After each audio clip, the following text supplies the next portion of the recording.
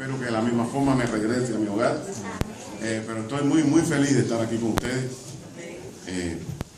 Vamos a abrir la palabra de Dios porque vinimos a estudiar la palabra de Dios. Y les pido que por favor una vez más inclinen su rostro para pedir la dirección del Espíritu Santo. Mi Dios y amado Padre que estás en los cielos, vamos a abrir su palabra. ¿Y quién mejor que usted, Señor, para dirigirnos y enseñarnos a través de ella?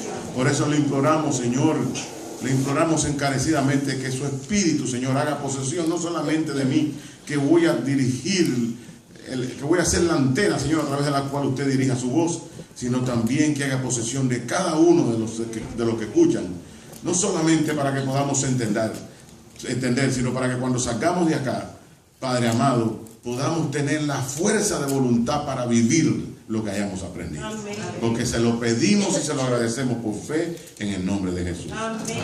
Gracias por su paciencia. Hermanos, déjenme decirles que yo sé que la fecha,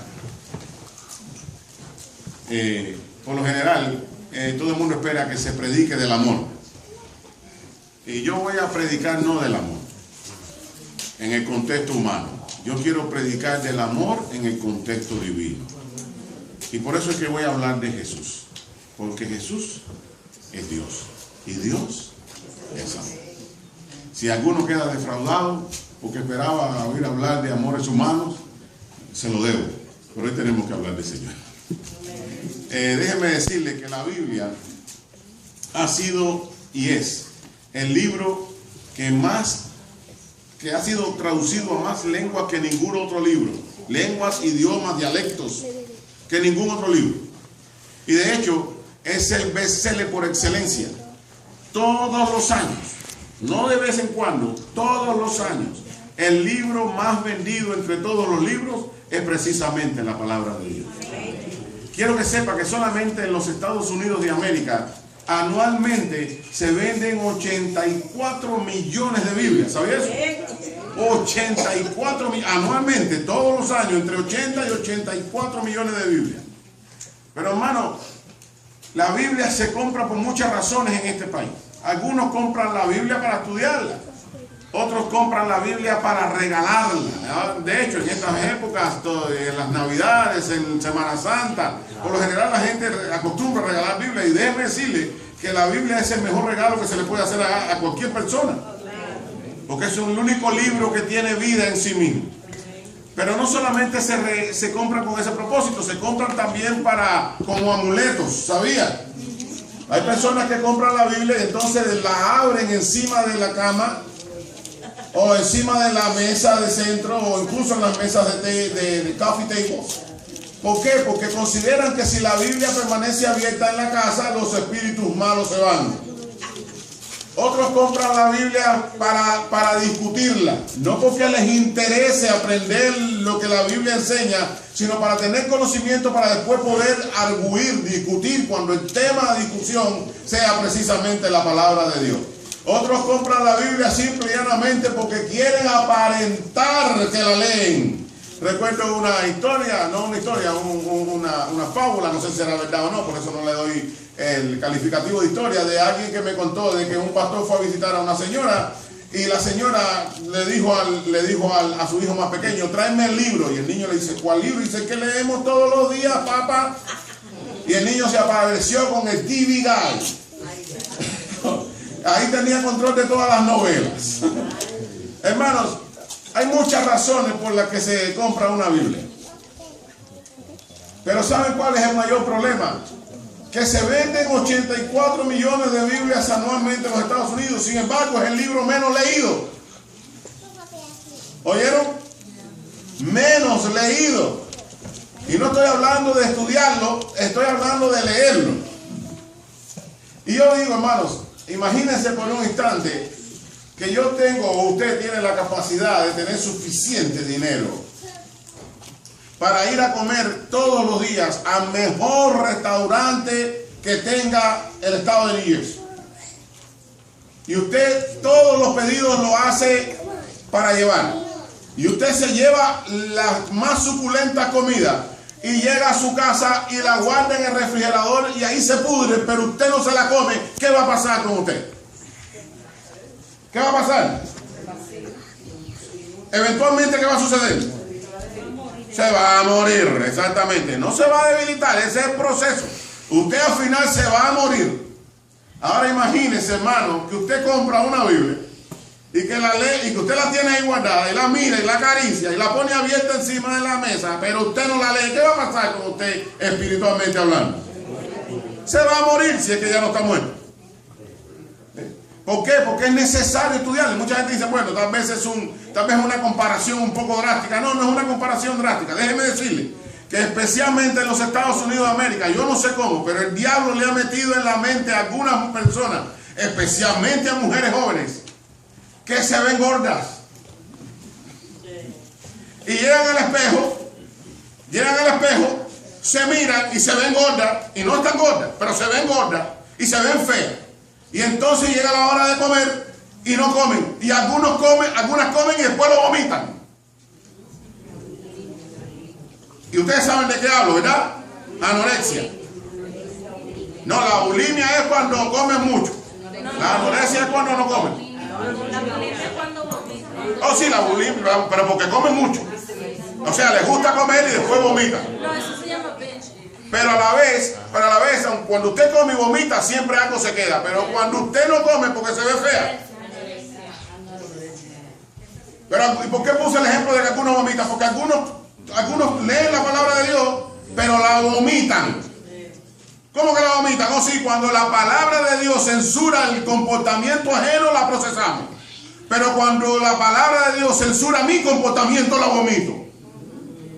Algunos se van a perder por generosos, porque todo lo que la Biblia dice a través de un predicador, de un pastor o incluso de la lectura, ellos lo aplican al que tienen al lado. Esto te lo voy a regalar a ti. Y mientras usted esté aplicándole la Biblia a las personas que tiene cerca, pero no la aplica a usted mismo, usted se va a perder. Porque déjeme decirle que es un gran libro solamente si se lee y solamente si se vive. Porque si usted lee la Biblia, hermano, pero no la vive, o la tiene ahí y no la abre, la Biblia es un libro común y corriente como otro cualquiera. Y usted dice, ¿qué está diciendo el hermano Fran? Lo que me escuchó. Este libro lo hizo una compañía impresora como hace los demás libros. Y la tinta es igual que las demás tintas. Su valor radica en sus enseñanzas. Y es por eso que a veces no entendemos que el propósito de que Dios nos haya dejado su palabra es para que su palabra nos enseñe a vivir. Pero no como un manual de instrucciones, porque otros también creen que es un manual de instrucciones. Dios no quiere que usted vaya a la Biblia a buscar qué dice acerca de esto ni acerca de aquello. Eso, mientras la estudia, lo va a asimilar. Pero el propósito de la Biblia es que, bueno, déjenme no adelantarme. Vamos a capítulo 26.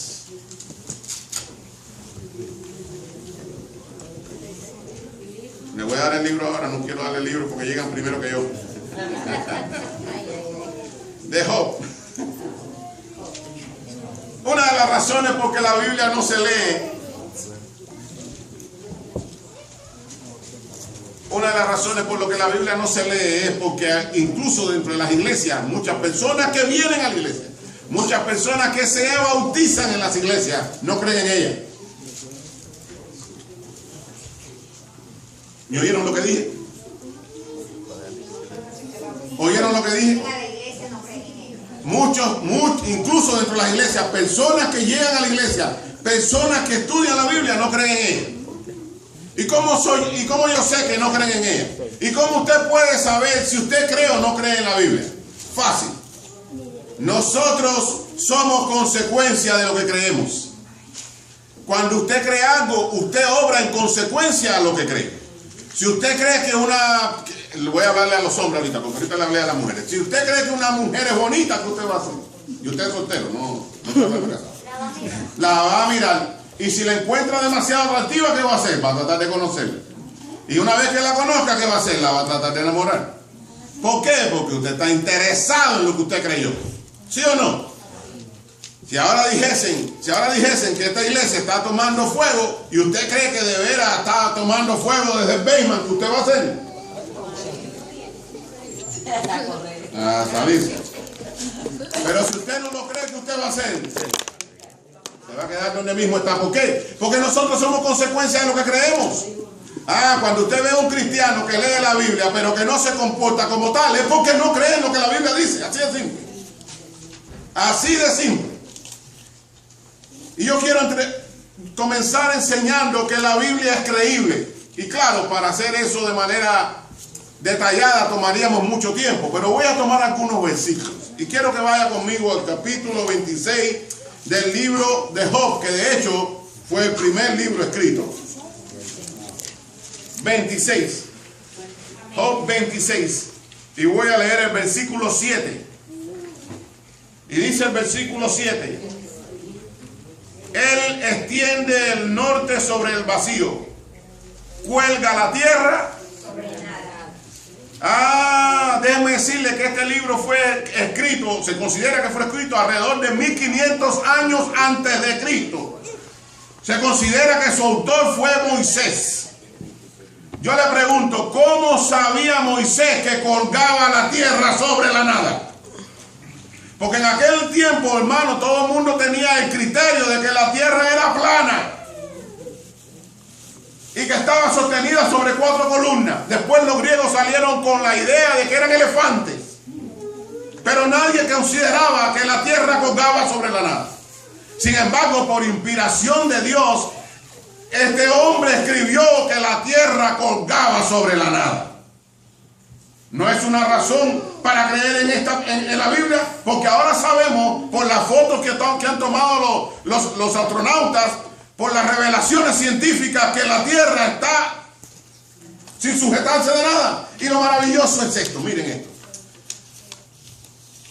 Bueno, aquí nadie quiere llegar temprano a la casa, ¿verdad? El que más lejos vive soy yo, así que si yo no me preocupo, no se preocupen ustedes. Déjenme decirle algo, hermano. Yo he visto las tomas que se le han hecho a los astronautas. Y cuando un astronauta sale de la nave espacial, automáticamente empieza a flotar sin rumbo y sin dirección. Tiene que mantenerse conectado del traje de la nave, porque si no, no hay manera de regresar. Sin embargo, oigan esto, sin embargo, la Tierra no flota. Todo flota, la Tierra no. Y la Tierra no solamente no flota, sino que gira en su movimiento de rotación, que es lo que produce un periodo de 24 horas que llamamos día. Pero no solamente rota en su sistema de rotación, sino que rota también en su sistema de traslación alrededor del Sol. Y esto es lo que produce los años. Pero al mismo tiempo la Luna, que es su planeta, va girando alrededor de la Tierra, que produce los meses. De una manera coordinada por años, por siglos. Ahora yo pregunto, ¿esto es casualidad? ¿Por qué no flotan como los astronautas? Porque la mano de Dios tiene controlada todo eso. Pero vamos ahora al siguiente capítulo 28 del mismo libro de Job. Versículo 25. Y por amor al tiempo yo no le voy a poder esperar. Si usted quiere puede buscar y empezar a anotar, porque si no, yo sé que no tengo apuro, pero si no, no nos vamos aquí nunca. Y dice, al dar peso al viento y poner las aguas por medida. ¿Al dar qué cosa? Peso al viento. Ahora con facilidad podemos determinar que el viento pesa, porque tomamos un neumático, le sacamos el aire y lo carga un niño. Pero le echa 80 libras de aire y no lo carga nada. Tiene que cargarlo un hombre fuerte. ¿Perdón? ¿Dónde dice? En el capítulo 28 del libro de Job, versículo 25. Ahora yo pregunto, hermanos, ¿cómo sabía Moisés que el aire pesaba? Si no había ni siquiera instrumentos para poder medir el peso del aire. No Moisés, en los tiempos de Cristo todavía no había manera de medir el aire. El Señor Jesucristo le dijo que el Espíritu Santo le dijo a Nicodemo que era como el viento. Vamos a buscar Isaías 40, 22.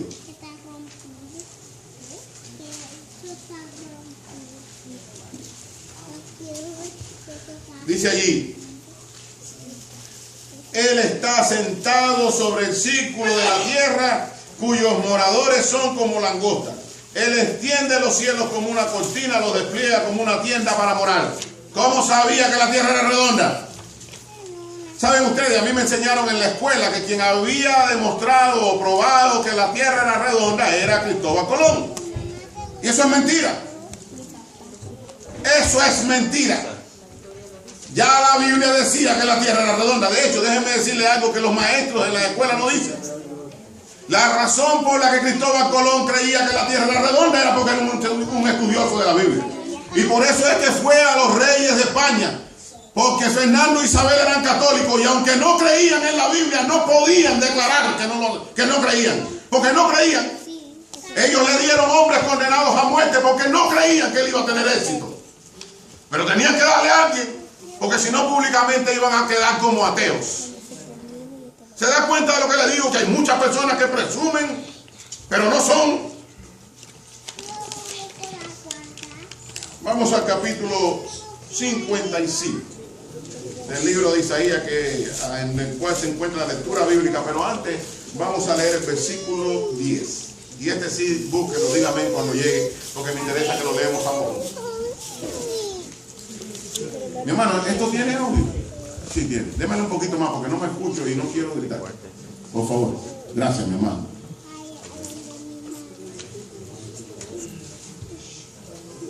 Dígame cuando llegue.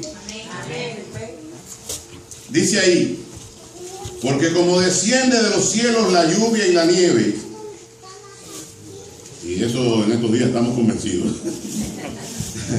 y no vuelve allá, sino que riega la tierra y la hace germinar y producir, y da semilla al que siembra y pan al que come. ¿Sabe qué está hablando la Biblia ahí? ¿Sabe de qué está hablando? De ecología. Ecología. Vamos a volver a leer. Y la ecología no se... incluso el término no llegó hasta el siglo XVI.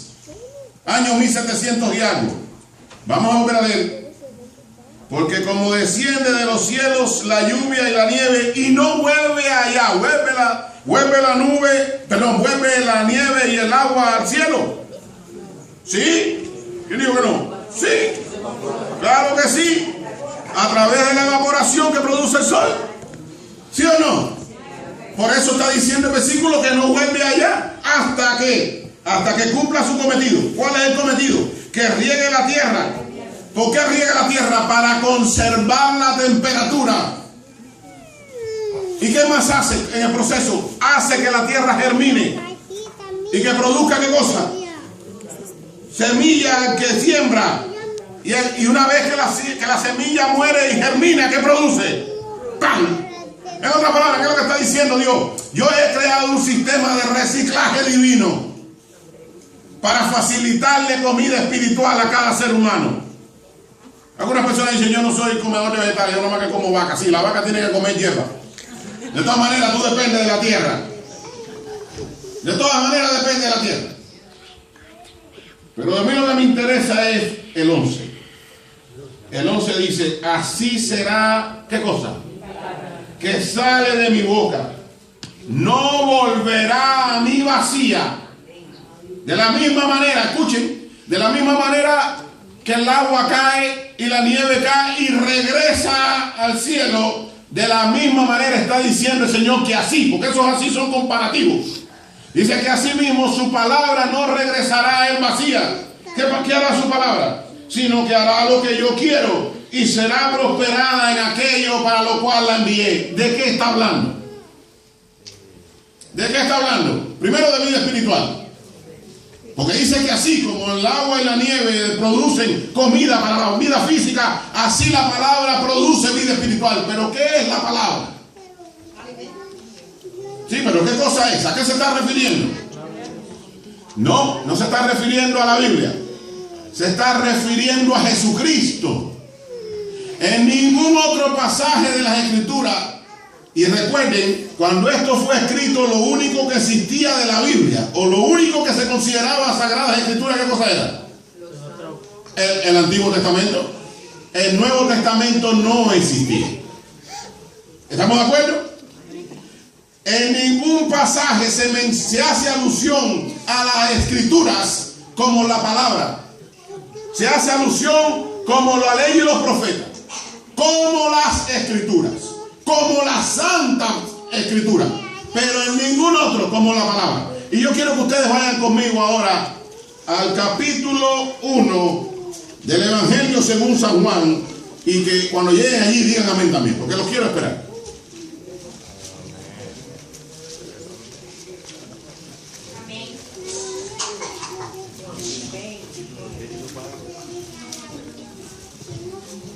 Necesito escuchar más amén para saber que ustedes llegaron. Gloria a Dios.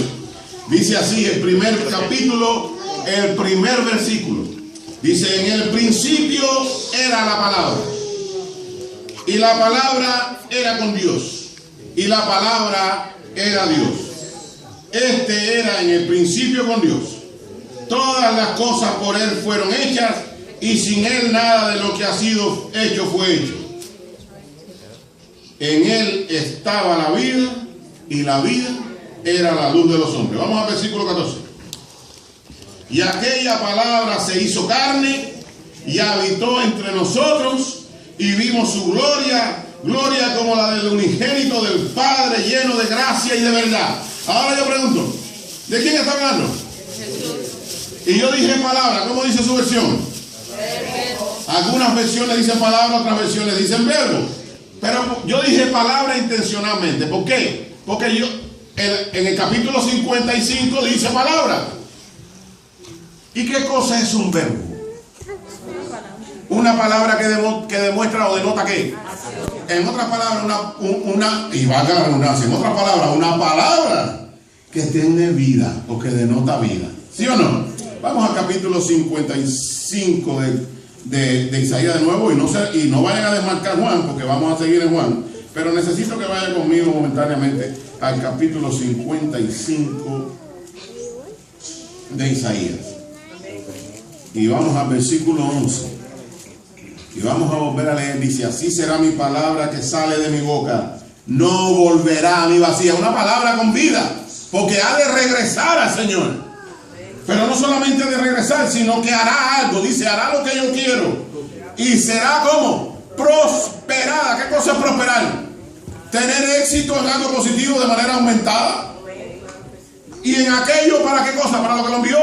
Es una palabra con un cometido. Ahora yo quiero que vayas al mismo 55. Yo quiero que sigas en el capítulo, 53. Vamos al capítulo 53. Y vamos a leer la lectura bíblica. Lea conmigo, versículo 7. Angustiado él y afligido no abrió su boca.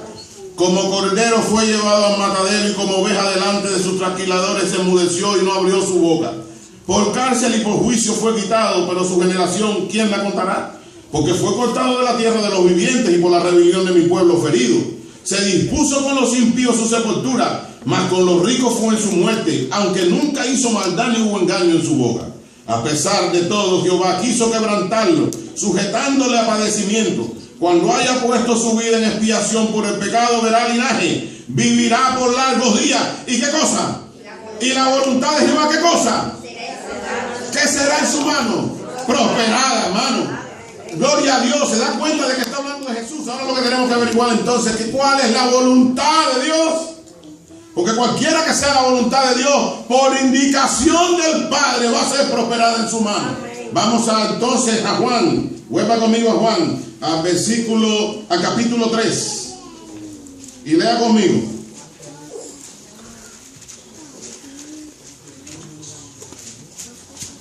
Dígame. Leo el versículo 14.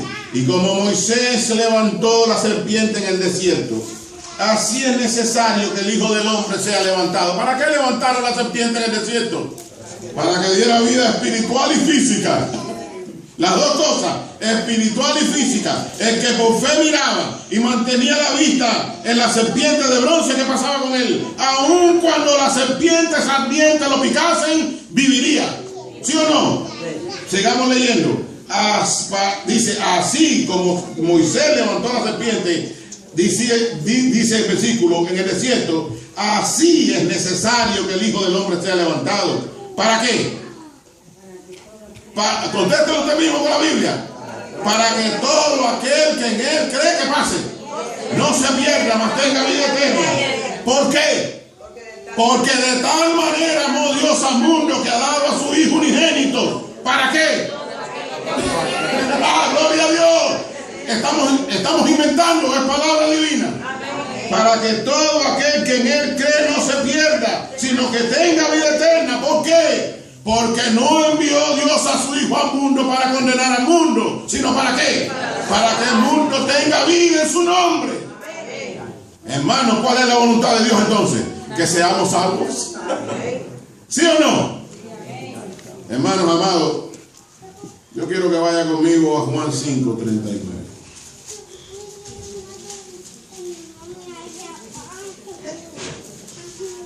Antes de que vayamos a Juan 5, yo quiero que ustedes lean en el versículo 30, si su Biblia tiene subtítulos. ¿Qué dice allí? ¿Qué dice ahí? Testigos de Cristo, dice alguna Biblia. ¿Qué otra Biblia dice qué cosa? Testimonio de Cristo, ¿verdad? ¿De qué se trata? ¿Por qué les mando a leer esto? Para que primero entendamos de qué se trata este pasaje. En este pasaje lo que el Señor está hablando es testimonio. ¿Quién daba testimonio de quién Él era? No, pero es cierto que Juan lo daba, pero oigan lo que dice el Señor, porque no lo vamos a leer todo por amor a la verdad. No dice, versículo 33. Dice, vosotros enviasteis mensajeros a Juan y él dio testimonio de la verdad. ¿Quién es la verdad? Cristo. Dice, pero yo, oigan lo que dice el Señor en el versículo 34, pero yo no recibo testimonio de hombre alguno, mas digo esto para que vosotros seáis ¿qué cosa? En otras palabras, les estoy tratando de convencer de que yo soy quien soy, aunque lo que haya dicho Juan no me interesa. ¿Por qué no me interesa? Vamos a seguir leyendo. Versículo 36. Pero yo tengo mayor testimonio que el de Juan. O sea, el de Juan no me importa, yo tengo uno más grande. Imagínense ahora que yo lo voy a recomendar a usted para un trabajo con el gobierno de los Estados Unidos. Pero usted tiene una carta de recomendación del presidente Obama. ¿Cuál carta va a llevar? ¿La mía o la de Obama?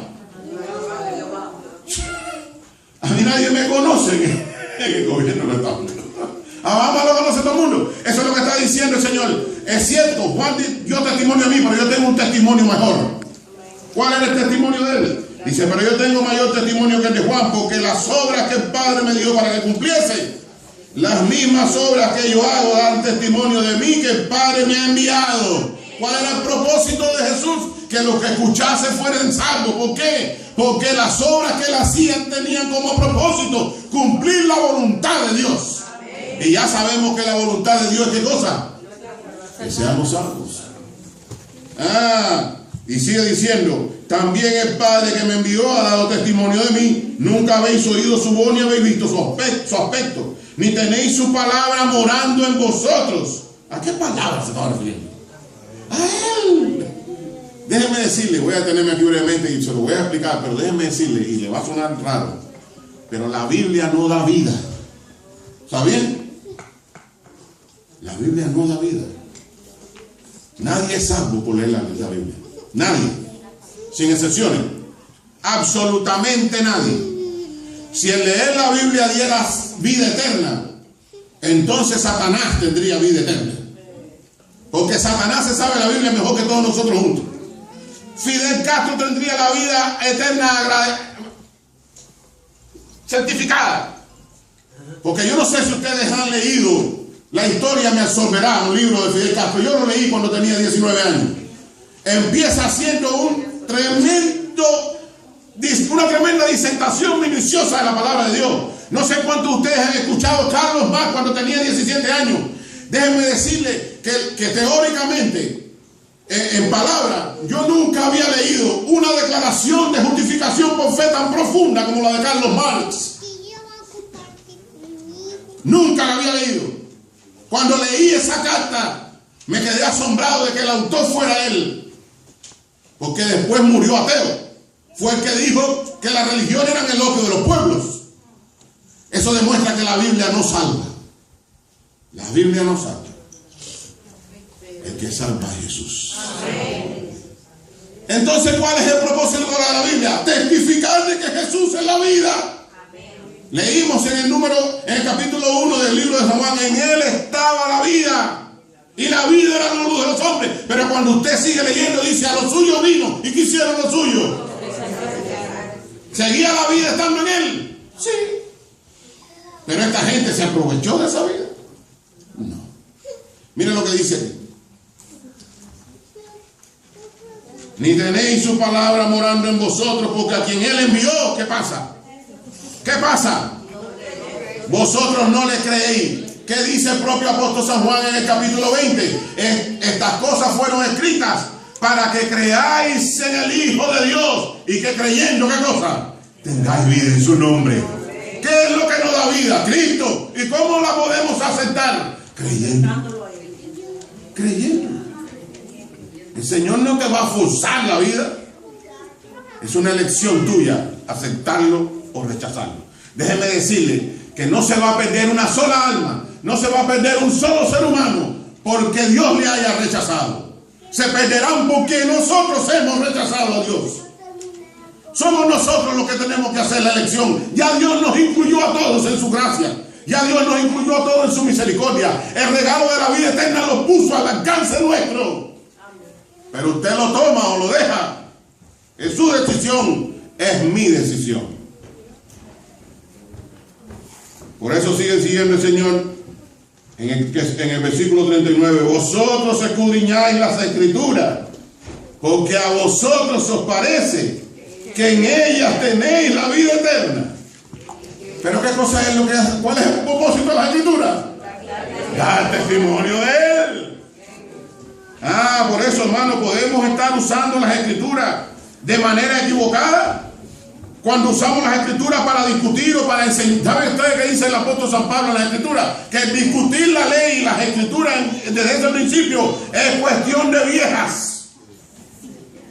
Y aquí vieja no quiere ser nadie, ni los hombres ni las mujeres. ¿Verdad que no? Aquí todo el mundo quiere tener vida eterna, pero no vejez. Hermano, podemos estar enseñando cosas que no llevan a testificar de Cristo. Y de hecho, déjenme demostrarlo, porque yo no quiero decir nada sin probarlo. Vamos al capítulo 23 del libro de San Mateo. Y dígame. Amén. Y no desmarquen Juan, porque vamos a seguir en Juan. Y voy a leer desde el versículo 13. Versículo 23, capítulo 23 del Evangelio de San Mateo, versículo 13. Ay de vosotros, escribas y fariseos hipócritas, porque cerráis el reino de los cielos delante de los hombres, ni entráis vosotros, ni dejáis entráis a los que están pasando. Ay de vosotros, escribas y fariseos hipócritas, porque devoráis las casas de las viudas y como pretexto hacéis largas oraciones. Por esto